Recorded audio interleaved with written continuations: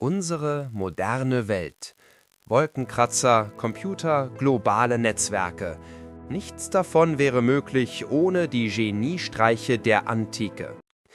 Wir reisen tausende Jahre zurück, von Rom bis China, und enthüllen die 5 bahnbrechendsten Erfindungen, die das Fundament unserer Zivilisation gelegt haben.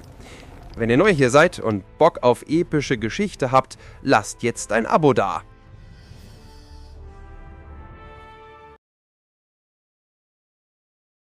Wir starten unser Ranking mit einer Erfindung, die buchstäblich das Fundament eines Imperiums gelegt hat.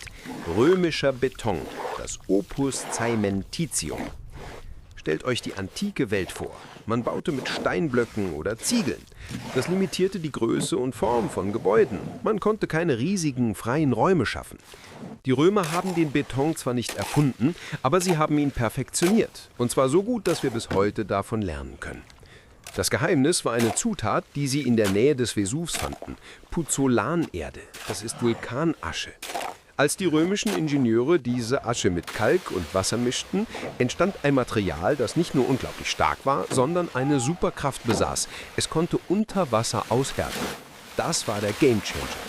Es ermöglichte den Bau von massiven Häfen wie Caesarea Maritima, die das Rückgrat des mediterranen Handels bildeten.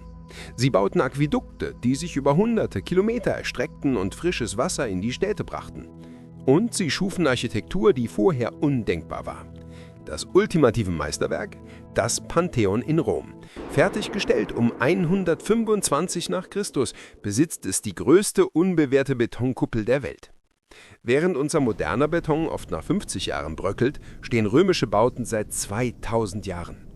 Neuere Forschungen zeigen sogar, dass römischer Beton selbst heilende Eigenschaften besitzt. Eine unglaubliche Ingenieursleistung und unser Platz 5.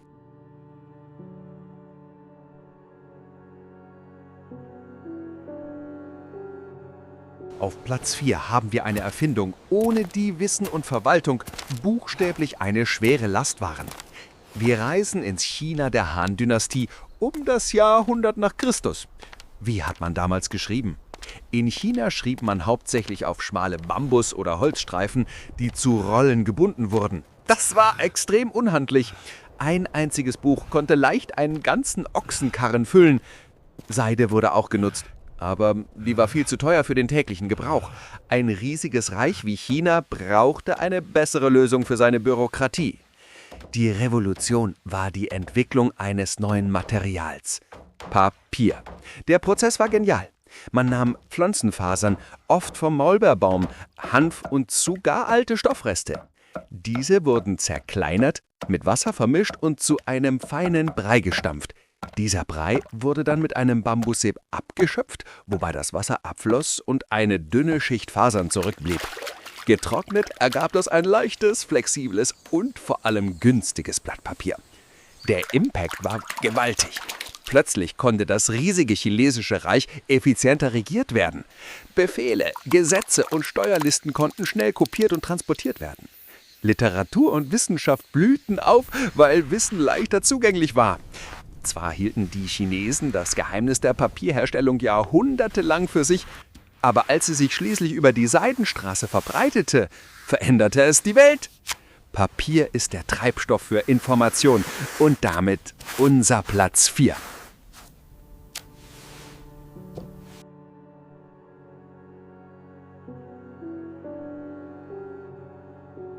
Unser Platz 3 ist keine physische Erfindung zum Anfassen, sondern eine Idee. Aber diese Idee ist vielleicht die tiefgreifendste intellektuelle Leistung der Antike: das Konzept der Null. Stellt euch vor, ihr müsstet komplexe Mathematik mit römischen Ziffern betreiben. Versucht mal, MCCXL dünn durch XIX zu teilen. Es ist ein Albtraum. Römische und griechische Systeme hatten Symbole für Zahlen, aber keinen Platzhalter für nichts. Das machte es unmöglich, ein effizientes Stellenwertsystem zu entwickeln, wie wir es heute nutzen, wo die Position einer Ziffer einen Wert bestimmt.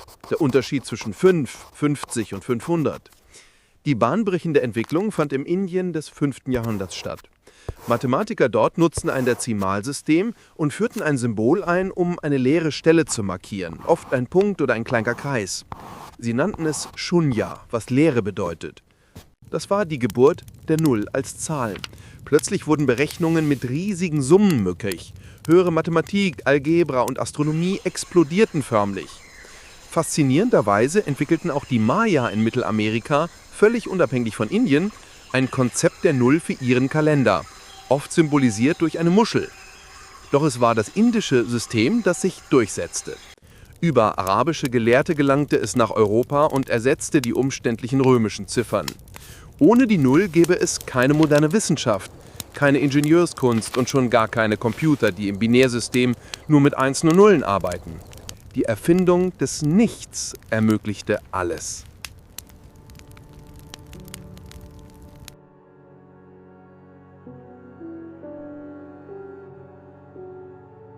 Wir nähern uns dem Gipfel. Und auf Platz 2 steht die Erfindung, die oft als Synonym für Fortschritt selbst gilt: das Rad. Entstanden um 3500 vor Christus in Mesopotamien, veränderte es die menschliche Existenz fundamental. Anders als man denkt, hat die Natur das Rad zur Fortbewegung kaum genutzt. Es musste vom Menschen erfunden werden. Interessanterweise waren die ersten Räder wahrscheinlich keine Transportmittel. Die frühesten Funde deuten auf Töpferscheiben hin. Das Rad ermöglichte es, Keramik schneller, gleichmäßiger und in Massen herzustellen. Doch der wahre Durchbruch kam, als jemand auf die Idee kam, 2 Räder mit einer Achse zu verbinden und einen Karren darauf zu setzen. Die ersten Räder waren massive Holzscheiben, schwer und klobig. Aber selbst diese einfachen Konstruktionen waren revolutionär, weil sie die Reibung drastisch reduzierten.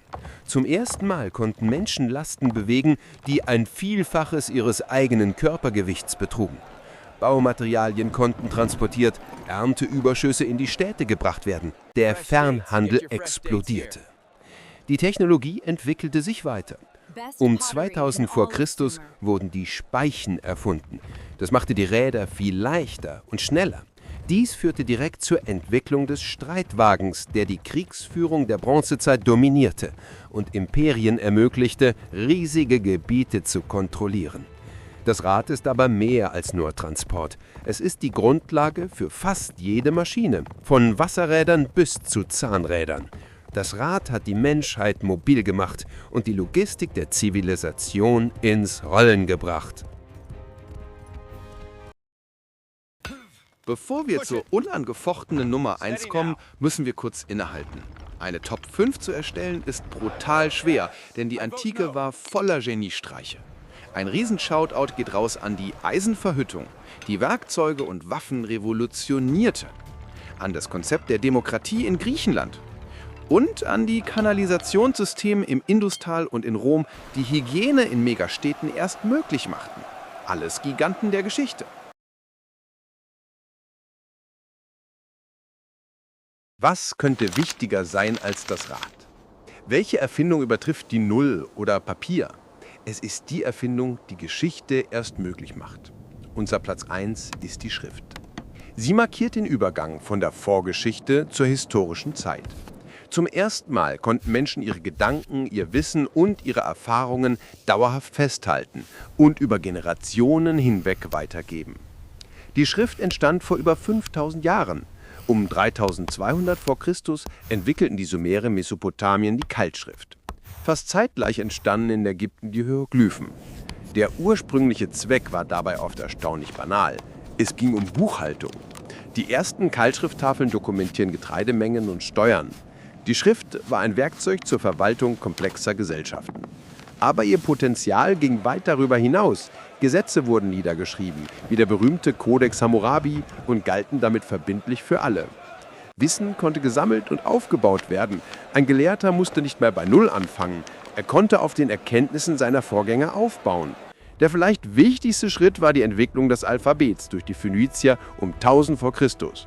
Statt tausender komplexer Symbole für Wörter nutzten sie nur etwa 22 Zeichen für einzelne Laute. Das machte das Lesen und Schreiben viel einfacher und zugänglicher. Dieses Alphabet wurde zur Grundlage für das Griechische, das Lateinische und letztlich auch für unsere heutige Schrift. Die Schrift ist das Betriebssystem der Zivilisation. Sie ermöglicht komplexen Fortschritt und ist die größte Erfindung der Antike. Das waren sie, die 5 Erfindungen der Antike, die unsere Welt bis heute prägen. Eine unglaubliche Reise durch die menschliche Genialität. Aber was meint ihr? Haben wir eine wichtige Erfindung vergessen? Oder seid ihr mit dem Ranking einverstanden? Schreibt es unten in die Kommentare. Wenn euch das Video gefallen hat, lasst einen Daumen hoch da und abonniert den Kanal für mehr epische Geschichte. Bis dann!